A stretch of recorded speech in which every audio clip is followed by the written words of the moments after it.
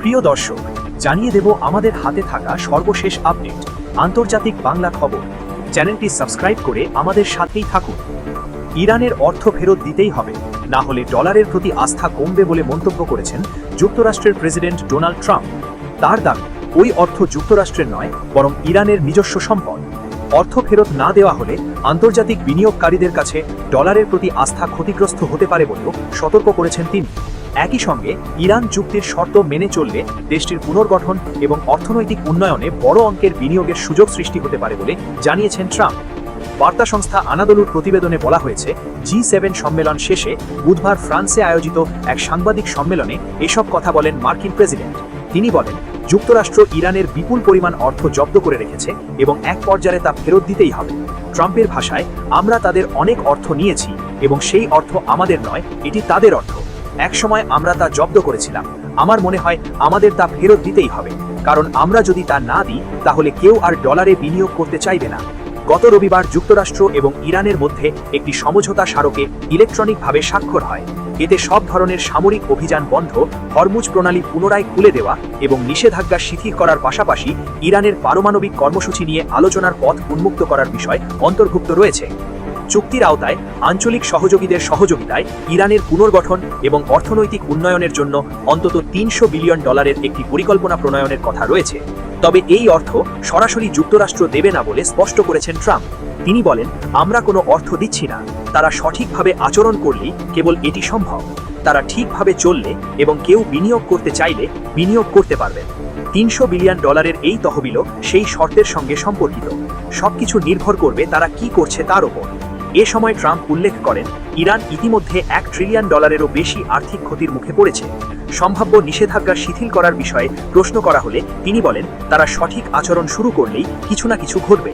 যুক্তরাষ্ট্র প্রকাশিত 14 দফা সমঝোতা স্মারকে বলা হয়েছে, চূড়ান্ত চুক্তির অংশ হিসাবে নির্ধারিত সময়সূচি অনুযায়ী ইরানের বিরুদ্ধে আরোপিত সব ধরনের নিষেধাজ্ঞা প্রত্যাহারের উদ্যোগ নেওয়া হবে। এর মধ্যে জাতিসংঘ নিরাপত্তা পরিষদের প্রস্তাব, আন্তর্জাতিক পারমাণবিক শক্তি সংস্থার গভর্নর বোর্ডের সিদ্ধান্ত এবং যুক্তরাষ্ট্রের একতরফাভাবে আরোপিত প্রাথমিক এবং গৌণ নিষেধাজ্ঞাও অন্তর্ভুক্ত। এদিকে ইরানের বিরুদ্ধে চলমান যুক্তরাষ্ট্র এবং ইসরায়েল সংশ্লিষ্ট সংঘাত বন্ধের লক্ষ্যে যুক্তরাষ্ট্রের প্রেসিডেন্ট ডোনাল্ড ট্রাম্প এবং ইরানের প্রেসিডেন্ট মাসুদ পেজেশকিয়ান একটি সমঝোতা স্মারকে স্বাক্ষর করেছেন বলেও জানানো হয়েছে। বুধবার রাতে স্থানীয় সময় ফ্রান্সের ঐতিহাসিক ভার্সাই প্রাসাদে নৈশভোজের সময় ট্রাম্প এই চুক্তিতে স্বাক্ষর করেন। উভয় পক্ষ জানিয়েছে সমঝোতাটি ইতিমধ্যেই কার্যকর। এদিকে যুদ্ধে ইরান কেন বিশাল বিজয় দাবি করছে? পরাশক্তির যুক্তরাষ্ট্র কি শিক্ষা পেল? 15 জুন মার্কিন প্রেসিডেন্ট ডোনাল্ড ট্রাম্প যখন আকস্মিকভাবে ইরানের সঙ্গে একটি সমঝোতা স্মারক সইয়ের ঘোষণা দিলেন, তখন আন্তর্জাতিক পরিমণ্ডলে তেহরানের এক বিশাল কূটনৈতিক ও কৌশলগত বিজয় স্পষ্ট হয়ে উঠেছে। এই চুক্তির মাধ্যমে যুক্তরাষ্ট্র ইরানের উপর থেকে দীর্ঘদিনের নৌ অবরোধ তুলে নিতে বাধ্য হচ্ছে এবং বিশ্বের অন্যতম প্রধান সমুদ্রপথ হরমুজ প্রণালী আবার বাণিজ্যিক জাহাজের জন্য উন্মুক্ত করা হচ্ছে। এছাড়া তেহরান পাবে বিরাট আর্থিক সুবিধা, সঙ্গে ছাড় করা হবে তার জব্দকৃত সম্পদ। সুইজারল্যান্ডের জেনেভায় আগামীকাল শুক্রবার 19 জুন আনুষ্ঠানিকভাবে এই সমঝোতা চুক্তি চূড়ান্ত হওয়ার কথা ছিল। তবে একদিন আগেই মার্কিন প্রেসিডেন্ট ডোনাল্ড ট্রাম্প ও ইরানি প্রেসিডেন্ট মাসুদ পেজেশকিয়ান চুক্তিতে সই করেছেন। ঐতিহাসিক ঘটনাটি স্মরণীয় করে রাখতে আগামীকাল সুইজারল্যান্ডে অনুষ্ঠান আয়োজন করা হবে। চুক্তির ফলে দুই দেশের মধ্যে 3 মাসের বেশি সময় ধরে চলা সরাসরি সংঘাতের অবসান ঘটবে। কয়েক দশকের মধ্যে সবচেয়ে গুরুত্বপূর্ণ এই চুক্তির পর বিশ্ব রাজনীতিতেও এক নতুন সমীকরণ তৈরি হয়েছে। ইরানের রাষ্ট্রনিয়ন্ত্রিত গণমাধ্যম, দেশের শীর্ষ কূটনীতিক এবং নতুন সর্বোচ্চ নেতা মোজতবা আলী খামেনি এই চুক্তিকে কোনো সাধারণ আপোষ হিসেবে দেখছেন না, বরং তারা এটিকে পরাশক্তি যুক্তরাষ্ট্রের বিরুদ্ধে ইরানের দীর্ঘদিনের ঐতিহাসিক প্রতিরোধের একটি বড় জয় হিসেবে দেখছেন।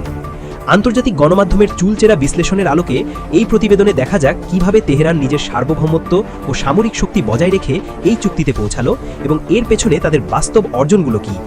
3 মাসের যুদ্ধ। ইরানের ইস্পাত কঠিন প্রতিরোধের মুখে যুক্তরাষ্ট্র ইসরায়েলের আগ্রাসন ও রক্তক্ষয়ী এই সংঘাতের অবসান ঘটাতে যে চুক্তি স্বাক্ষরিত হয়েছে তার সূচনা হয়েছিল অত্যন্ত বিধ্বংসীভাবে। যুক্তরাজ্যের হাউস অফ কমন্স লাইব্রেরির রিসার্চ ব্রিফিংয়ের তথ্য অনুযায়ী গত 28 ফেব্রুয়ারি ইসরায়েল এবং যুক্তরাষ্ট্র যৌথভাবে ইরানের বিরুদ্ধে একযোগে বিমান ও ক্ষেপণাস্ত্র হামলা শুরু করে। ওয়াশিংটন এই অভিযানের নাম দিয়েছিল অপারেশন এপিক ফিউরি, মানে মহাকাব্যিক তাণ্ডব। এর মূল লক্ষ্য ছিল ইরানের বর্তমান ধর্মীয় শাসন ব্যবস্থার পরিবর্তন এবং তাদের প্রতিরক্ষামূলক পারমাণবিক ও দূরপাল্লার ব্যালিস্টিক ক্ষেপণাস্ত্র প্রোগ্রাম ধ্বংস করা। এই যুদ্ধের প্রাথমিক ধাক্কায় তেহরানের জন্য কঠিন ছিল। এই চুক্তির মাধ্যমে যুক্তরাষ্ট্রকে ইরানের উপর থেকে সম্পূর্ণ নৌ অবরোধ তুলে নিতে হচ্ছে এবং একই সঙ্গে ওয়াশিংটন মার্কিন ব্যাংকে আটকে থাকা ইরানের $25 বিলিয়ন বা 2500 কোটি ডলারের জব্দকৃত তহবিল অবলম্বে অবমুক্ত করতে সম্মত হয়েছে। দীর্ঘদিনের অন্যায় নিষেধাজ্ঞার মুখে থাকা ইরানের অর্থনীতির জন্য এই বিপুল পরিমাণ অর্থ এক বিশাল বড় শক্তি হিসেবে কাজ করবে। ইরানি জাতি শুধু সাম্প্রতিক চাপিয়ে দেওয়া যুদ্ধেই নয়, সরাসরি নানা ক্ষেত্রেও এমন গুরুত্বপূর্ণ সাফল্য অর্জন করেছে যা আঞ্চলিক ও বৈশ্বিক সমীকরণ বদলে দিয়েছে। আন্তর্জাতিক নিরাপত্তা বিষয়ক গবেষণা সংস্থা স্টিমসন সেন্টার তাদের জুনের মূল্যায়নে জানিয়েছে, এই চুক্তির ফলে ইরান তাৎক্ষণিকভাবে $25 বিলিয়ন তহবিল ফিরে পাওয়ার পাশাপাশি যুদ্ধোত্তর দেশ পুনর্গঠনে আন্তর্জাতিক ক্ষেত্র থেকে আরও 300 বিলিয়ন বা 30,000 কোটি ডলার পাওয়ার পথ তৈরি করেছে। এটি ইরানের একটি বিশাল সামরিক জয়। আবার ইরানের তেল বিক্রির ওপর মার্কিন নিষেধাজ্ঞা শিথিল করার শর্তও এই চুক্তিতে রয়েছে। চুক্তির নথি অনুযায়ী ইরান এখন থেকে আন্তর্জাতিক বাজারে স্বাধীনভাবে তেল বিক্রি করে সরাসরি রাজস্ব আদায় করতে পারবে। সেই অর্থ ইরানের কেন্দ্রীয় ব্যাংক নিজের প্রয়োজন অনুযায়ী ব্যবহার করবে।